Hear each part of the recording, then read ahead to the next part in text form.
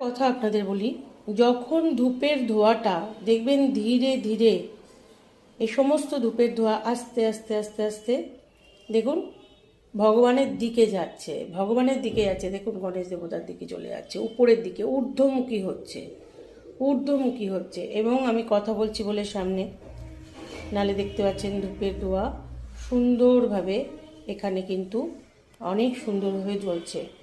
আচ্ছা, এগুলো কিন্তু লক্ষণ, ঠিক আছে? এগুলো সব শুভ লক্ষণ।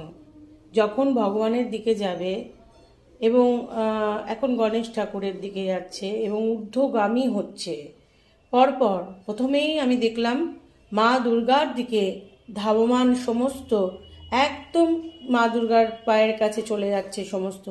তাহলে বুঝতে হচ্ছে, এই যে দেখতে পাচ্ছেন কত ঊর্ধ্বমুখী ধূপের ধোঁয়াগুলো দেখছেন আপনারা, এগুলো প্রচণ্ড পজিটিভ সাইন। এবং যখন মাতা পার্বতীর দিকে গেল, আমি ধরার চেষ্টা করলাম। আপনারা আপনাদের পুজো সার্থক হচ্ছে কি না দেখলেই বুঝতে পারবেন। আর তার সঙ্গে আমি আরেকটা কথা বলি, প্রদীপের শিখা প্রচণ্ড, অনেকে দেখবেন প্রদীপ জ্বালানোর সঙ্গে সঙ্গে নিভে যায়, প্রদীপের শিখা দপদপ দপদপ করতে থাকে।